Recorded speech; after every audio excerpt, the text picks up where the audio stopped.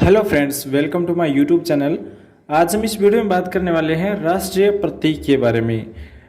भारत के अंदर जितने भी राष्ट्रीय प्रतीक है, राष्ट्रीय ध्वज है, राष्ट्रीय चिन्ह है, राष्ट्रीय मुद्रा है, तो ये जितने भी राष्ट्रीय जो प्रतीक है इनके बारे में इस वीडियो में डिटेल से बात करेंगे। इसलिए इस वीडियो को आप लास्ट तक जरूर देखना, साथ ही इस वीडियो को अपने दोस्तों के साथ भी शेयर जरूर करना। आज का जो हमारा टॉपिक है राष्ट्रीय प्रतीक, उसमें सबसे पहले है राष्ट्रीय ध्वज। राष्ट्रीय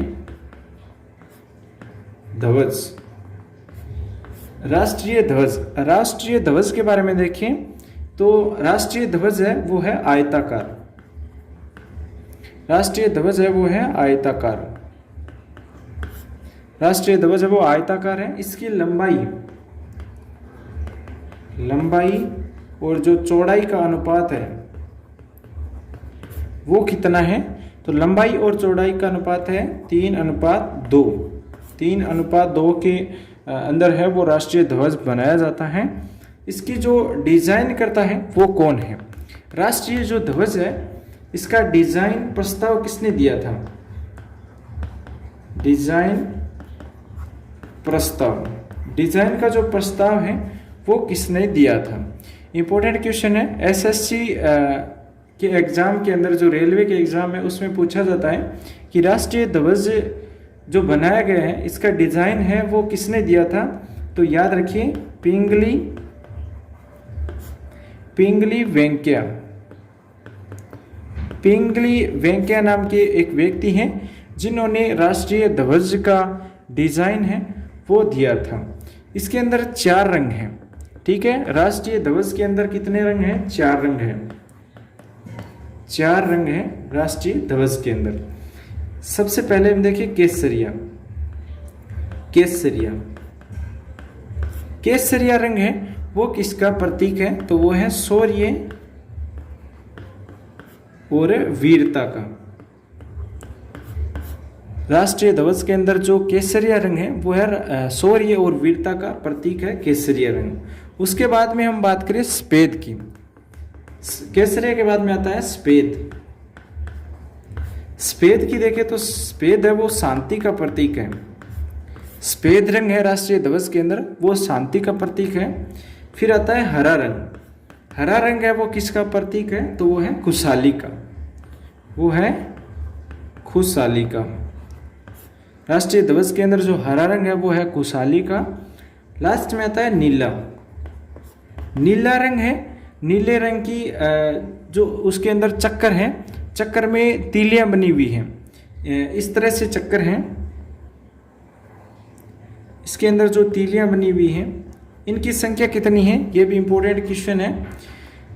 जो राष्ट्रीय ध्वज है उसके अंदर एक चक्कर है, उस चक्कर की जो चक्कर के अंदर जो तीलियां बनी हुई हैं वो है 24। याद रखिए 24 तीलियां बनी हुई हैं। इस तरह से जो राष्ट्रीय ध्वज है इसके अंदर 3 रंग हैं। ये बीच में जो चक्कर बना हुआ है ये नीले रंग का है और इसमें इस तरह से तीलियां या ताड़ी बनी हुई है। इनकी संख्या है 24। ये केसरिया है, ये केसरिया है, ये सफेद है और ये लास्ट वाला हरा है। इसकी जो अनुपात है वो है 3:2 में बना हुआ है, आयताकार है। और पिंगली वेंकैया नाम के एक व्यक्ति थे, डिजाइनर है जो राष्ट्रीय ध्वज का जिन्होंने डिजाइन किया है। तो इस तरह से आप ये याद रख सकते हैं। अब बात आती है इसके बारे में कि अपनाया कब गया था। राष्ट्रीय जो ध्वज है ये 22 जुलाई 1947 को अपनाया गया था। 22 जुलाई 1947 को अपनाया गया था। उसके बाद में देखिए राष्ट्रीय ध्वज संहिता 2002 के अनुसार, राष्ट्रीय ध्वज संहिता 2002, राष्ट्रीय ध्वज संहिता 2002 है।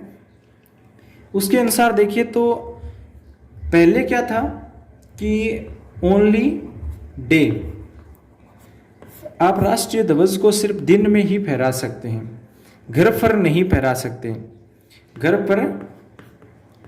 पर नहीं फहरा सकते, ठीक है। और सिर्फ दिन में फहरा सकते हैं। उसके ऊपर आप कुछ लिख नहीं सकते, राष्ट्रीय ध्वज के ऊपर है वो आप कुछ लिख नहीं सकते, उसे काट नहीं सकते, फाड़ नहीं सकते, जला भी नहीं सकते और व्यवसाय के उपयोग में नहीं ले सकते। ये था राष्ट्रीय ध्वज संहिता 2002। राष्ट्रीय संहिता 2002 क्या था? ओनली डे में, यानी दिन में ही फहरा सकते, रात में नहीं फहरा सकते। फिर घर पर नहीं फहरा सकते, उसे जला नहीं सकते, काट नहीं सकते, उसके ऊपर कुछ लिख नहीं सकते, उसका व्यवसाय नहीं बना सकते। लेकिन उसके बाद में क्या हुआ कि उसको हटा दिया गया। हटाया कब? देखिए आर्टिकल 19(1)(a) के अंदर, आर्टिकल 19(1) जो ए था उसके अंदर क्या किया गया, एक नवीन जिंदल केस,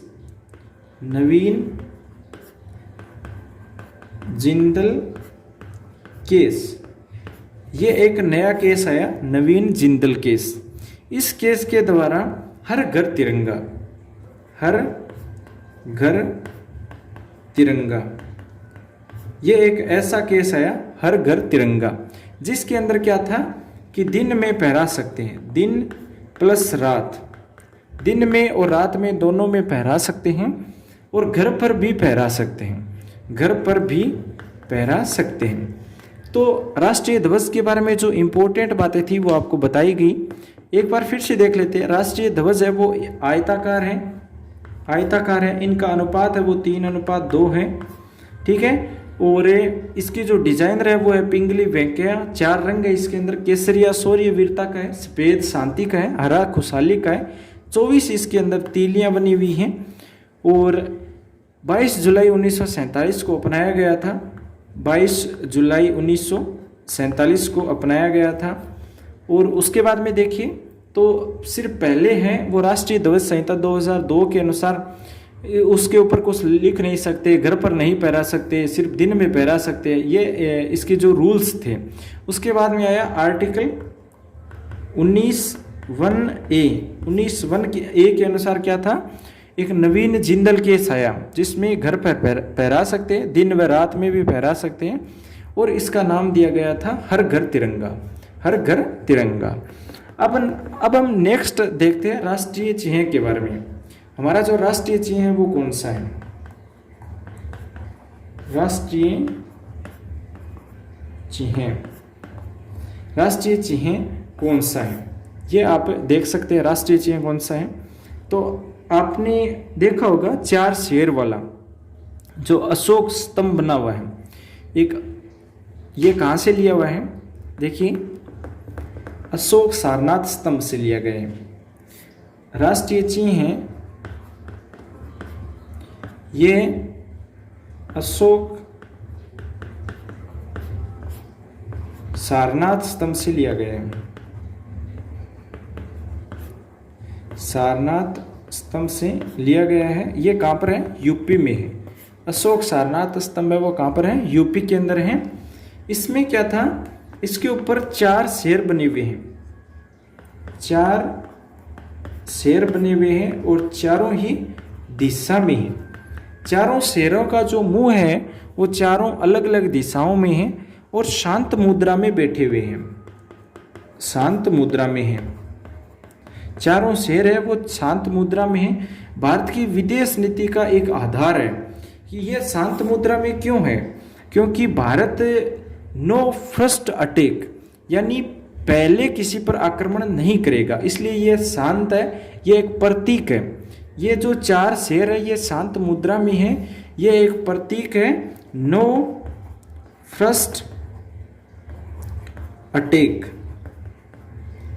फर्स्ट अटैक, यानी भारत पहले किसी पर अटैक नहीं करेगा, पहले शुरुआत भारत नहीं करेगा, ये 4 शेर हैं वो दर्शाते हैं। राष्ट्रीय चिन्ह जो 4 शेरों वाला है ये 26 जनवरी 1950 को अपनाया गया था। 26 जनवरी 1950 को अपनाया गया था। इनके अंदर क्या है, शेर बने हुए हैं, हाथी हैं, शेर हैं, हाथी हैं, सांड है या बैल भी बोल सकते हैं, और घोड़ा है। इनके जो चित्र बने हुए हैं, और जो एक इनके नीचे नाम लिखा हुआ है सत्यमेव जयते। अब सत्यमेव जयते के बारे में बात करते हैं। सत्यमेव जयते, सत्यमेव जयते ये कहाँ से लिया गया है? जो 4 शेर बने हुए हैं, चारों दिशाओं में उनके मुंह हैं और शांत मुद्रा में हैं, नो फर्स्ट अटैक की नीति अपनाते हैं। 26 जनवरी 1950 को राष्ट्रीय चिन्ह अपनाया गया था। उस पर शेर, हाथी, बैल, घोड़ा की चित्र है वो बने हुए हैं। उनके नीचे लिखा हुआ है सत्यमेव जयते, और सत्यमेव जयते हैं ये लिया गया है मुंडकोपनिषद से। मुंडकोपनिषद से ये लिया गया है, मुंडकोपनिषद से। एसएससी के एग्जाम में ये क्वेश्चन बार बार पूछा गया है कि सत्यमेव जयते हैं वो कहाँ से लिया गया है, तो मुंडकोपनिषद से लिया गया है, ये आप याद रखिए। राष्ट्रीय ध्वज और राष्ट्रीय चिन्ह हमारे जो कंप्लीट हो चुके हैं। उसके बाद में हम देखते हैं राष्ट्रीय मुद्रा के बारे में। राष्ट्रीय मुद्रा, राष्ट्रीय मुद्रा के बारे में देखिए तो 15 जुलाई 2010 को 15 जुलाई 2010 को आपने देखा होगा एक इस तरह से चिन्ह आता है, रुपए का चिन्ह आता है, देखिए इस तरह से आता है। ये क्या है? ये राष्ट्रीय मुद्रा को दर्शाता है, और इसको बनाने वाला कौन था ये इंपॉर्टेंट है, एसएससी के एग्जाम में पूछा गया है सीजीएल में। उदय कुमार था, ये डिजाइन दिया था, ये जो चिन्ह दिया गया था राष्ट्रीय मुद्रा का ये दिया था उदय कुमार ने। और 15 जुलाई 2010 को दिया गया था, और ये चिन्ह है राष्ट्रीय मुद्रा का, ये आप याद रखिए। उसके बाद में हम देखते हैं राष्ट्रीय पक्षी। राष्ट्रीय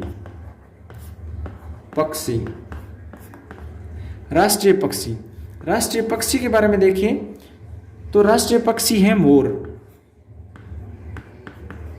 राष्ट्रीय पक्षी क्या है? मोर है। और इसको घोषित कब किया गया था? इसको घोषित किया गया था 1963 में। 1963 में राष्ट्रीय पक्षी मोर है वो घोषित किया गया था।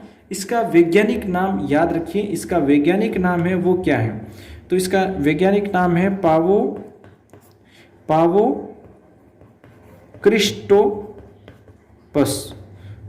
क्रिस्टोपस है वो मोर का वैज्ञानिक नाम है, और राष्ट्रीय पक्षी है मोर। 1963 में इसको घोषित किया गया था राष्ट्रीय पक्षी, और पावो क्रिस्टोपस इसका वैज्ञानिक नाम है। यह था राष्ट्रीय पक्षी के बारे में।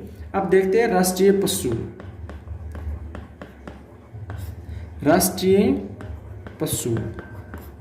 राष्ट्रीय पशु के बारे में देखिए तो राष्ट्रीय पशु कौन सा है? वो है बाघ।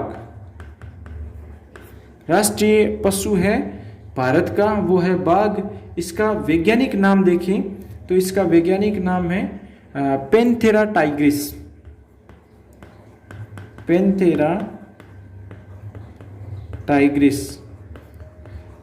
पैंथेरा टाइग्रिस बाघ का वैज्ञानिक नाम है।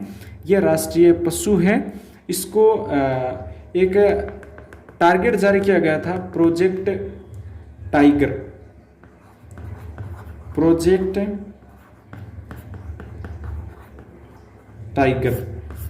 टाइगर एक कार्यक्रम जारी किया गया था 1973 में, 1973 के अंदर। और 29 जुलाई 2010 को सेंट पीटर्सबर्ग के द्वारा घोषणा की गई थी कि बाघ की संख्या दुगनी हो गई है अंतर्राष्ट्रीय बाघ दिवस पर। टाइगर मैन किसे कहते हैं? ये तो आपने सुना होगा, टाइगर मैन कौन है? टाइगर मैन है कैलाश सांकला।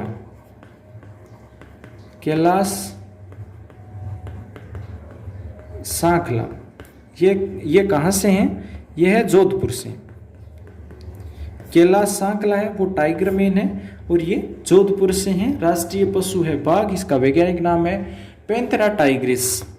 1973 में प्रोजेक्ट टाइगर है वो जारी किया गया था। अब हम देखते हैं राष्ट्रीय विरासत पशु। राष्ट्रीय विरासत पशु कौन सा है? राष्ट्रीय विरासत पशु।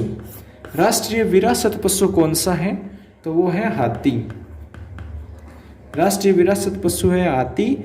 इसको घोषित किया गया था 2010 के अंदर। 2010 के अंदर राष्ट्रीय विरासत पशु हाथी को घोषित किया गया था। और अंतर्राष्ट्रीय हाथी दिवस है वो कब मनाया जाता है? अंतर्राष्ट्रीय हाथी दिवस है वो मनाया जाता है 12 अगस्त को। ठीक है, राष्ट्रीय विरासत पशु हाथी है, 2010 को घोषित किया गया था और 12 अगस्त को अंतर्राष्ट्रीय हाथी दिवस मनाया जाता है। उसके बाद में नेक्स्ट देखें तो राष्ट्रीय जलीय जीव। राष्ट्रीय जलीय जीव, राष्ट्रीय जलीय जीव। राष्ट्रीय जलीय जीव है वो क्या है? राष्ट्रीय जलीय जीव राष्ट्रीय एक डॉल्फिन है, गंगा डॉल्फिन। ये है राष्ट्रीय जलीय जीव, गंगा डॉल्फिन। गंगा डॉल्फिन है ये राष्ट्रीय जलीय जीव है और इसको घोषित किया गया था 5 अक्टूबर 2009 को। 5 अक्टूबर 2009 को राष्ट्रीय जलीय जीव घोषित किया गया था गंगा डॉल्फिन को। और गंगा डॉल्फिन का वैज्ञानिक नाम क्या है? गंगा डॉल्फिन का वैज्ञानिक नाम हम देखें तो गंगा डॉल्फिन का वैज्ञानिक नाम है प्लेटानिस्टा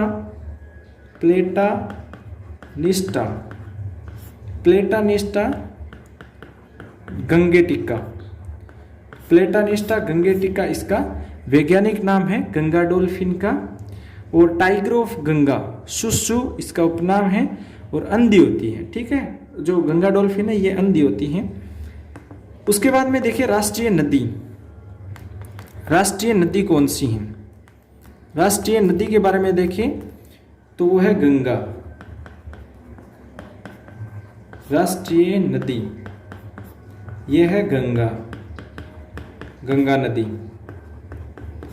राष्ट्रीय नदी है वो है गंगा नदी और इसको घोषित किया गया था 2008 के अंदर। 2008 के अंदर राष्ट्रीय नदी घोषित किया गया था गंगा नदी को। उसके बाद में नेक्स्ट देखें, नेक्स्ट हम बात करें राष्ट्रीय पेड़ के बारे में। तो राष्ट्रीय पेड़ कौन सा है? राष्ट्रीय पेड़ कौन सा है? तो वो है बरगद का। बरगद का पेड़ है वो है राष्ट्रीय पेड़ और 1950 को घोषित किया गया था। और इसका वैज्ञानिक नाम देखिए तो इसका वैज्ञानिक नाम है फाइकस बेंगोमेसिस। फाइकस बेंगोमेसिस इसका वैज्ञानिक नाम है बरगद का और 1950 में इसको घोषित किया गया था। राष्ट्रीय पेड़ है बरगद। अब देखिए राष्ट्रीय फूल। राष्ट्रीय फूल के बारे में देखिए। राष्ट्रीय फूल है ये 1950 के अंदर घोषित किया गया था। और कमल का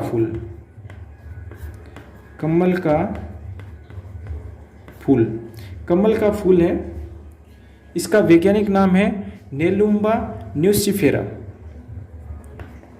नेलुम्बा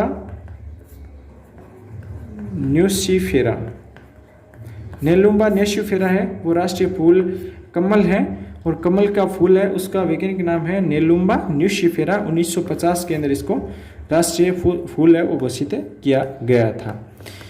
यह था राष्ट्रीय फूल। अब हम देखते हैं राष्ट्रीय फल के बारे में।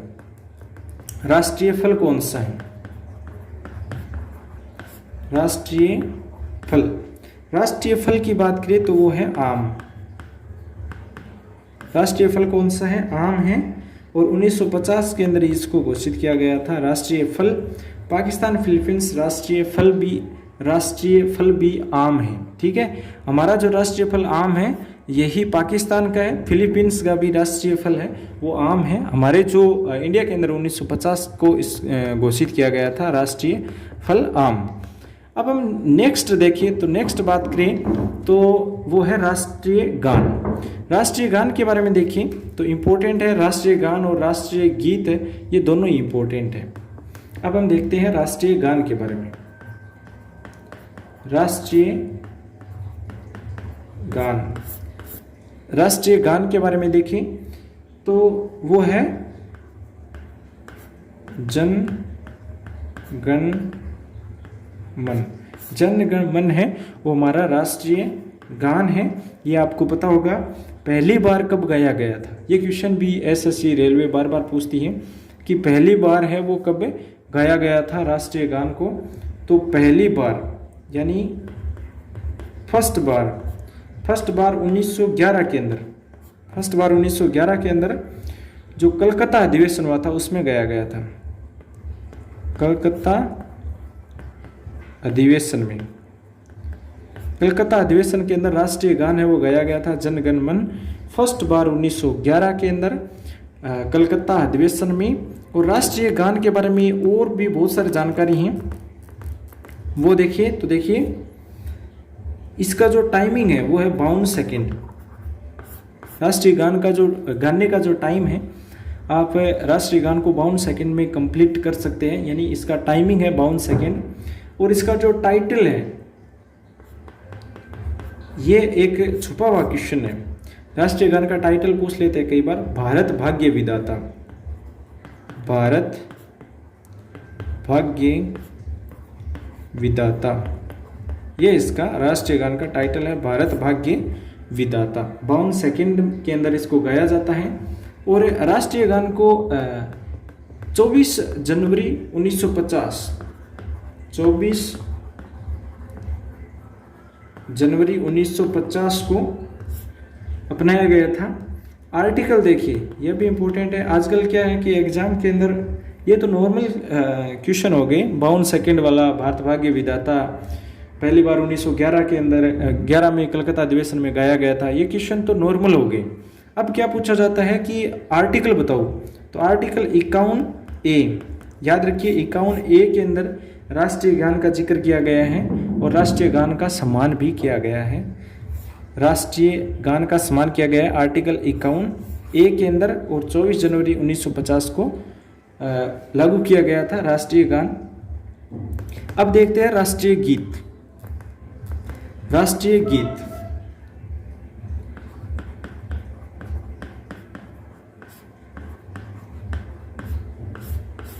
यह है राष्ट्रीय गीत के बारे में, वंदे मातरम।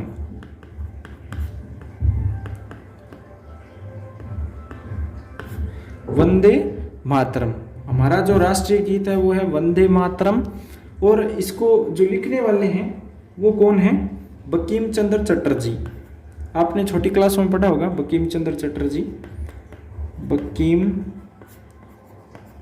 चंद्र चटर्जी, बंकिम चंद्र चटर्जी हैं, उन्होंने वंदे मातरम लिखा था।